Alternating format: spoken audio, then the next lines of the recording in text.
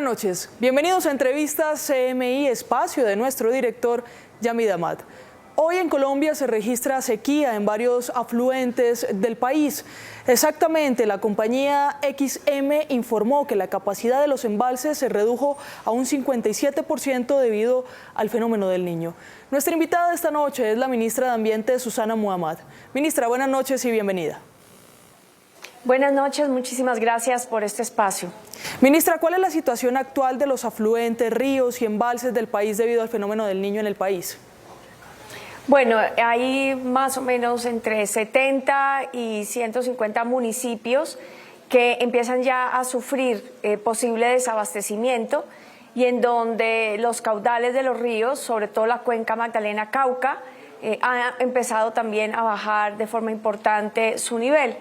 Era también previsible que empiecen a bajar los embalses, sin embargo, estos se mantienen todavía dentro de la curva que el sector Minas y Energía planificó para este fenómeno del Niño, por lo tanto no hay una alerta que se emita frente al sistema energético. Estamos a través de la Unidad Nacional de Gestión de Riesgo y la Sala de Crisis en permanente contacto con los gobernadores del país y los alcaldes de ciudades principales para asignar los recursos en el tema de abastecimiento, y esta noche en el Consejo de Ministros se espera presentar un balance precisamente para el proceso de aprobación de recursos. Ministra, pero se viene el mes de febrero que, según el IDEAM, sería el mes más caluroso y seco registrado en medio de esta temporada y del fenómeno del Niño, que se espera se extienda hasta el mes de marzo-abril.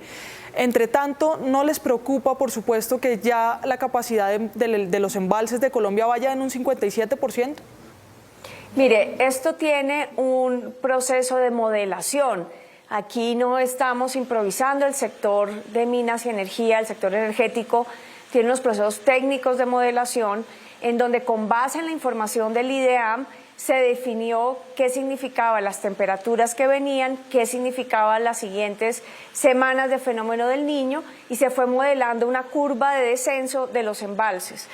De acuerdo a esa curva de referencias que vamos midiendo, si estamos por encima de la curva o por debajo. Esa curva nos muestra que el país, con el respaldo de las termoeléctricas, puede pasar hacia adelante en términos del fenómeno del Niño sin que haya situaciones de desabastecimiento. Por lo tanto, en este momento, a pesar de que era previsible un descenso, como está en la curva, y que seguirá descendiendo, el sistema interconectado con el soporte de las termoeléctricas no presenta hoy una situación que nos lleve a una emergencia energética. ¿Se le puede decir al país y a los ciudadanos entonces que no hay un riesgo de un posible apagón? En este momento no hay una alarma de un posible apagón. Pero usted sí me habla de 150 municipios que ya tienen una alerta por desabastecimiento de agua. Precisamente usted hoy tuvo una reunión con la CRAC, que es la Comisión de Regulación de Agua Potable del país. ¿Qué decisiones se tomaron junto al Ministerio de Vivienda, junto a esa comisión, para esos municipios afectados por el desabastecimiento de agua? Se está proyectando una resolución precisamente para lograr que el consumo excesivo de agua pueda verse reflejado en las tarifas. Sin embargo, en este momento no hay una decisión porque la Comisión ha dado una retroalimentación de los parámetros y por lo tanto se seguirá avanzando en el proceso. Pero es una muy buena oportunidad para llamar al ahorro de agua, que significa, claro, aumenta el consumo porque las temperaturas están altas, pero que seamos todos los ciudadanos conscientes de esos consumos no necesarios para que ahorremos, y sobre todo a los sectores industriales, comerciales, de agricultura, que tomemos todas las medidas. Y hay un trabajo muy importante del Ministerio de Vivienda con los prestadores para que también a los usuarios se les envíe esa señal de prevención, de ahorro de agua, para que podamos transitar estos meses del fenómeno del Niño. Ese proyecto de resolución en el que se está pensando tal vez en aumentar las tarifas a quienes hagan un mal uso del agua, ¿se puede extender de aquí hasta el mes de abril mientras está el riesgo del fenómeno del Niño? Sí, y no es un aumento de tarifas, las tarifas se mantienen estables, es cuando el consumo sobrepasa unos promedios, pero no es un aumento de tarifas, las tarifas se mantienen iguales. Precisamente el presidente Petro ha hecho un gran esfuerzo con las comisiones de regulación, tanto de energía como de agua, para que no haya, a pesar de la situación climática, un aumento de tarifas que genere más impacto en los usuarios y los ciudadanos. Entonces, es precisamente esto, más que un tema de pagar, es una señal para que la ciudadanía tenga más conciencia del uso del agua y podamos hacerlo de la forma más eficientemente posible, trabajando colectivamente todos en conjunto. Usted también mencionó al Ministerio de Agricultura, y es que son los campesinos grandes afectados por este fenómeno del Niño y por supuesto sus cultivos. ¿Qué medidas se van a tomar precisamente para el sector agro? Ya se han tomado medidas para avanzar en el aseguramiento de cosechas. Se trabajó durante el periodo de previsión con la extensión rural liderada por todo el sector de agricultura del gobierno para la capacitación y para que los agricultores tuvieran conciencia de la situación y sembraran cultivos que no tuvieran tanta susceptibilidad a la sequía, y también para se generó un fondo para que pudieran instalar adecuaciones en sus terrenos. Sin embargo, falta todavía mucha más precaución en el sector agro desde los agricultores. Hay hoy un puesto de mando unificado del sector agrícola, y desde todo el año pasado las mesas agroclimáticas que las trabajamos el Ministerio de Ambiente, el Ministerio de Agricultura, con los agricultores y todos los sectores en las regiones, han venido trabajando en la conciencia de la situación. Hay todo un plan para que no haya inflación de los precios, y hay un monitoreo constante del sector agrícola sobre la situación de cosechas. Por ahora no hay una alerta en el país de que vayamos a tener problemas de desabastecimiento o un aumento de la inflación, pero es un proceso que se monitorea diariamente precisamente para poder emitir las alertas a tiempo y tomar las medidas necesarias ya en reacción de la emergencia. Pero como dice bien la ministra de Agricultura, en el sector agro lo más importante es lo que se hizo antes, no cuando ya está aquí el fenómeno, y se sigue de todas formas el monitoreo social comunitario a través de este puesto de mando unificado del sector agricultura. Mire, en el sector agrícola, ministra, hay algunos procesos que necesitan exactamente de algunas quemas para poder surtir todo su trámite. ¿Eso se va a regular, se va a controlar, va a tener algunas recomendaciones adicionales? Sí, ya hay algunas corporaciones autónomas que han generado resoluciones en sus jurisdicciones de prohibición de quemas, y también desde el sector ambiente, en conjunto con el sector agricultura, esperamos muy pronto, en los próximos días, emitir una resolución para prohibir las quemas en esta temporada, sobre todo ya entrando el mes de febrero, que va a ser el más álgido, al igual que marzo, en las condiciones de sequía del país. Bueno, ministra, el fenómeno del Niño irá hasta abril, pero también nos amenaza un fenómeno de la Niña que usted hoy mismo anunció que está en un 60% de probabilidad de que se presente. ¿En qué mes se presentaría y, por supuesto, cuáles serían las consecuencias para el país con un fenómeno de la Niña tan seguido a un fenómeno del Niño? Bueno, lo que tendríamos que decir es que hoy el IDEAM pronostica un 60% de probabilidad.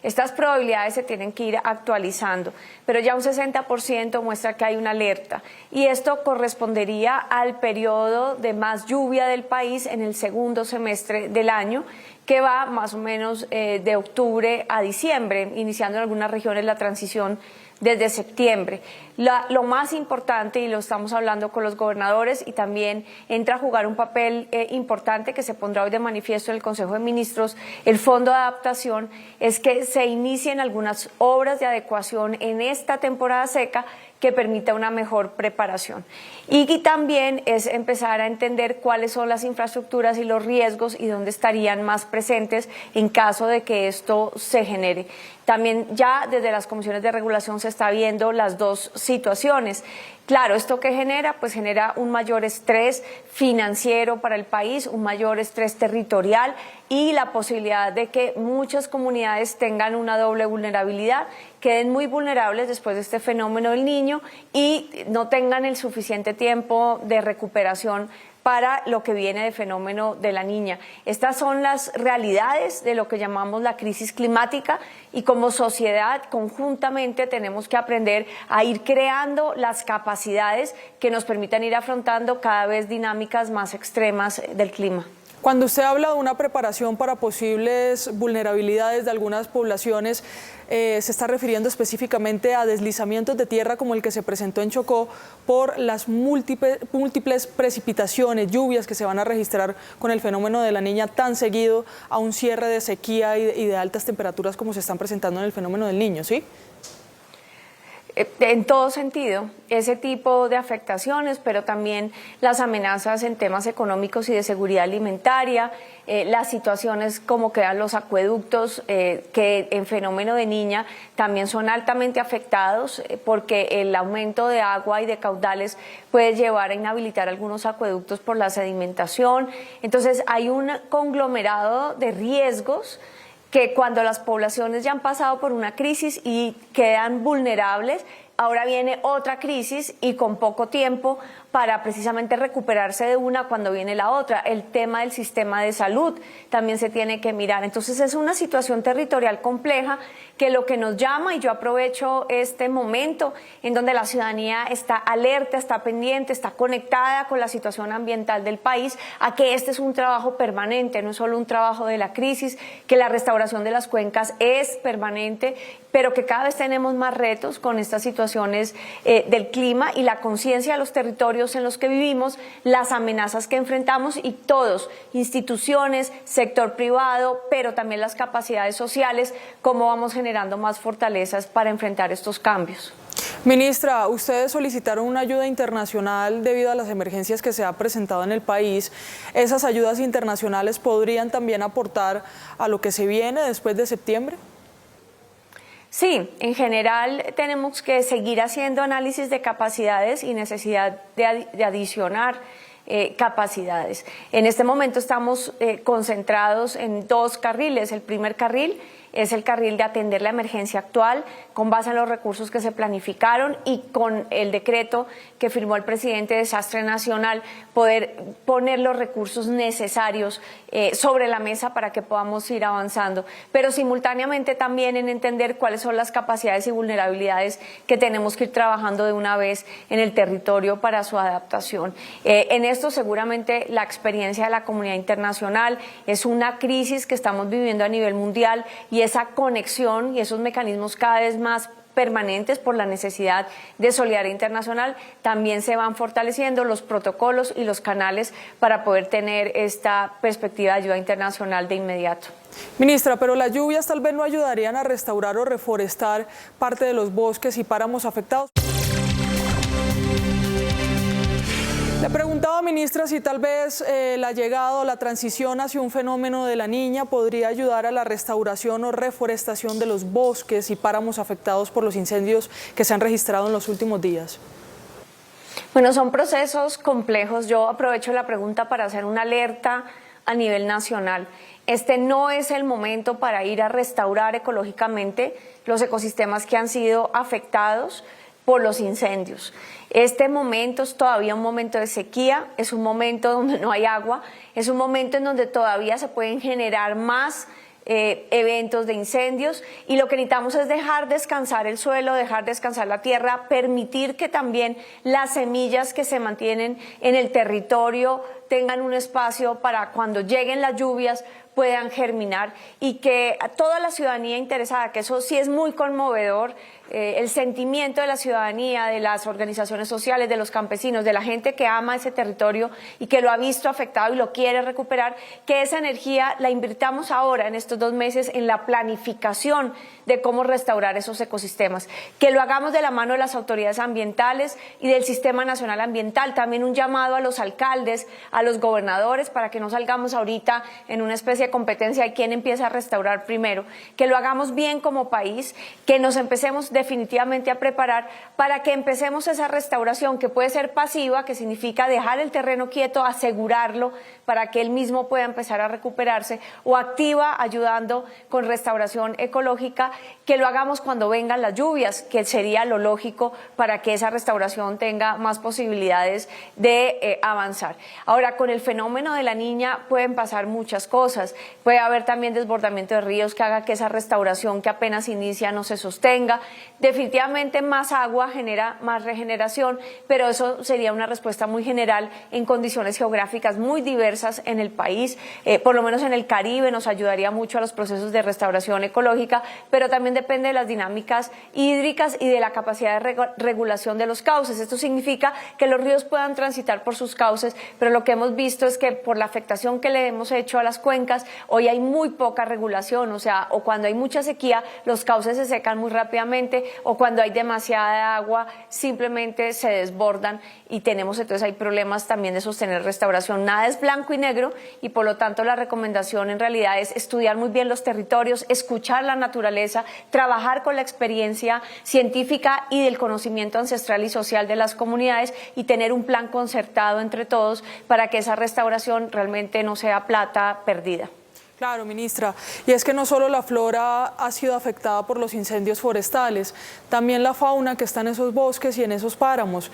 Ustedes hoy emitieron una resolución para saber cuál va a ser el tratamiento que se le va a dar a los animalitos afectados por estos incendios. ¿Cuáles son los pasos que hay que seguir? Bueno, hay una circular que articula todo un trabajo que hemos venido haciendo desde el año pasado, que son los nodos regionales de atención a fauna silvestre. En las regiones, además de las corporaciones autónomas y sus centros de rehabilitación, donde hay personas expertas en el manejo de fauna silvestre, hay otros centros de carácter privado. Entonces, estos nodos regionales, donde hemos publicado ya en la página del Ministerio a toda la ciudadanía, cuáles son los teléfonos, las instituciones que tienen experiencia en ese manejo de fauna y de bienestar animal, pues es que se articule regionalmente. Un buen ejemplo que vimos ayer, por ejemplo, en la reunión con los directores de las corporaciones fue Cortolima, que ya está generando su red de atención a fauna silvestre, donde interviene la policía, los bomberos, etcétera, y la educación a la ciudadanía para que no manipulen animales silvestres, no aprovechen estos momentos para llevárselos a sus casas y volverlos mascotas, tampoco los alimenten porque no sabemos, no conocemos de qué se alimentan, pero sí podemos dejar en algunos sectores agua para cuando estos incendios pasen y la fauna que pase rescatada pues tenga fuentes hídricas, permitir en nuestros jardines, en nuestras terrazas donde podamos tener especies nativas, muchos se podrían refugiar momentáneamente allí y reportar a las autoridades ambientales si en nuestros entornos experimentamos la presencia de algún animal silvestre para que sea las autoridades ambientales que los puedan rescatar. Entonces están ya disponibles los teléfonos de todas las redes y los nodos regionales para que la ciudadanía también esté atenta y pueda entrar en contacto con las personas que tienen la experiencia de manejo y lograr rescatar algunos especímenes que puedan rescatarse para poder recuperarlos en los centros de rehabilitación. ¿Cuál es la situación actual, ministra, de los incendios forestales en el país?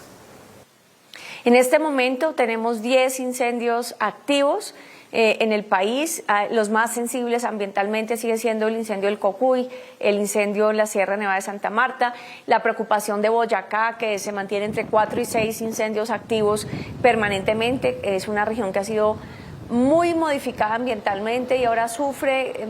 una multicrisis porque simultáneamente está viviendo desabastecimiento de agua en varios municipios, incendios forestales, heladas que afectan las cosechas y entonces eso se van concatenando las amenazas y van generando impactos muy fuertes en ese tipo de departamentos.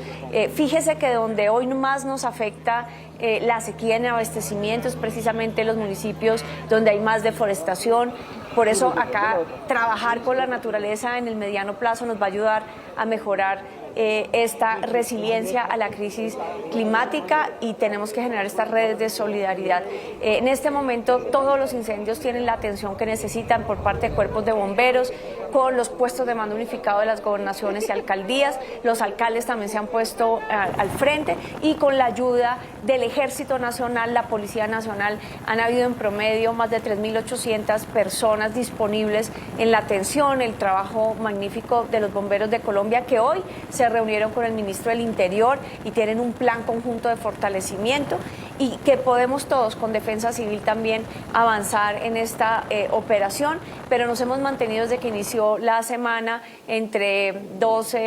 5 a 14 incendios, hoy fue el pico máximo de la semana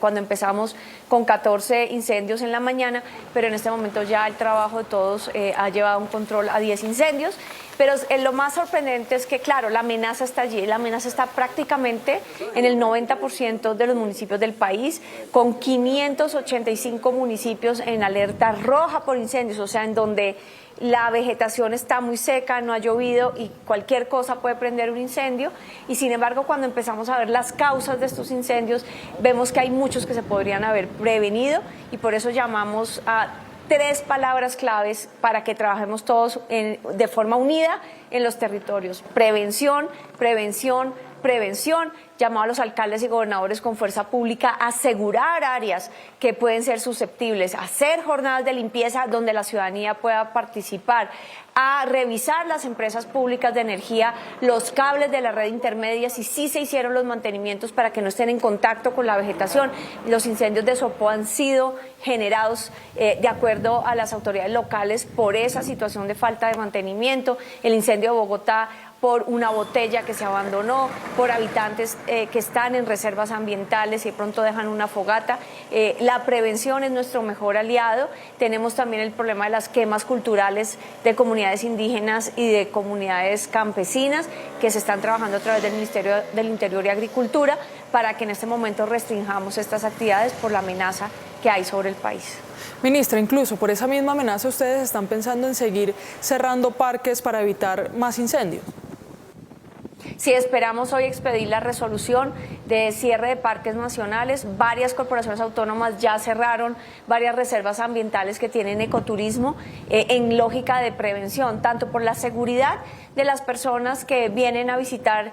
nuestros parques nacionales, nuestras reservas, pero también para que el personal tanto de las corporaciones autónomas como parques nacionales pueda trabajar intensamente en la prevención y atención de las situaciones en estas áreas ambientalmente sensibles. Mire, y por todo lo que han sido los incendios durante este enero de 2024, ¿cómo está la calidad del aire del país? ¿Cuáles son las recomendaciones y medidas para las ciudades más afectadas?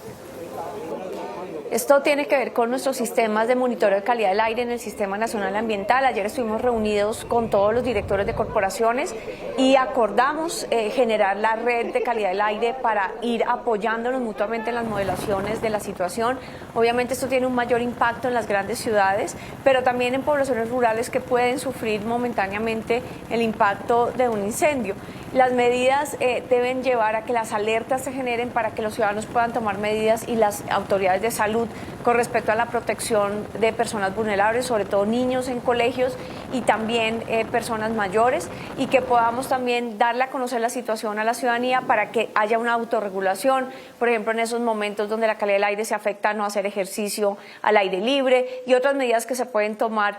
para poder controlar los impactos en salud. Algunas ciudades como Bogotá y Medellín ya tienen sistemas muy desarrollados en donde las alertas llevan también al control de los vehículos, al control de la industria para mitigar otros contaminantes, y eso tenemos que desarrollarlo en más centros urbanos, sobre todo los centros urbanos medios que todavía no tienen estos sistemas de alertas tempranas como las grandes ciudades del país. Pero para eso va a servir esa red que van a crear o que se va a fortalecer para tener un registro nacional de la calidad del aire, ¿sí? El registro no se puede hacer a nivel nacional porque requiere estaciones de monitoreo en los puntos. Se puede efectivamente generar alguna información más general, y esta precisamente emergencia nos tiene que ayudar a ver cómo podemos ayudar, así sea con alertas de prevención, sin que tengamos el dato exacto de la situación de calidad del aire, pero que podamos mirar de acuerdo a los datos del IDEAM, donde una pluma de contaminación puede llegar a un centro poblado y podamos emitir medidas generales. Las grandes ciudades ya pueden tener unos sistemas mucho más sofisticados de medidas más concretas, y la actualización de esta red de calidad del aire de todos los funcionarios del Sistema Nacional Ambiental, la idea es que nos permita ser muy efectivos, sobre todo en lógica de prevención, sin necesidad de tener el dato exacto, la medición de contaminantes en la atmósfera, porque tenemos que tener todas esas capacidades instaladas. Creo que esta emergencia nos lleva a la necesidad de crear un Centro Nacional de Modelación de Calidad del Aire con estaciones en muchas partes del país y trabajar de la mano con las autoridades ambientales de las grandes ciudades que ya tienen sus centros de atención de calidad del aire. Es decir, ministra, recomendaciones generales para lo que queda un día del mes de enero y para el mes de febrero, que será el más caluroso y más seco, son proteger el agua, ahorrar agua y pues proteger los bosques y las zonas forestales del país, ¿sí? Sí, de acuerdo, y lograr activarnos en forma de prevención. Esto significa las brigadas comunitarias. Hemos tenido una asamblea nacional de juntas de acción comunal convocado por Asojuntas, donde pudimos participar como gobierno nacional en una articulación directa con las comunidades en territorio. Estamos trabajando con el Sistema Nacional de Gestión del Riesgo para que estas comunidades puedan estar allí y podamos diseminar los mensajes apropiados directamente a la gente. La ciudadanía se puede activar en lógica preventiva, en visualizar los riesgos de su territorio, trabajar con su sistema de gestión de riesgo, tener los teléfonos de emergencia y ayudar a organizarnos para que entre todos podamos mitigar los factores que hacen que una amenaza se nos pueda volver en riesgo. Y obviamente con estas alertas también, pues que el sistema de riesgos pueda responder a las situaciones de desabastecimiento y a las situaciones de incendios, que son hoy las dos amenazas más importantes, incluyendo además la amenaza por deslizamiento en el Pacífico, que se mantiene porque en esa región, a diferencia del resto del país, lo que ha habido es un aumento de las lluvias en esta temporada. Pues ministra, estaremos muy atentos a la información que emitan las autoridades para el mes de febrero, que será sin duda el más complicado. Muchas gracias por acompañarnos esta noche. A ustedes por el espacio y la oportunidad de poder explicar esto con detalle a la ciudadanía. Y a ustedes, queridos televidentes, los invitamos a continuar aquí en Noticentro 1, CMI.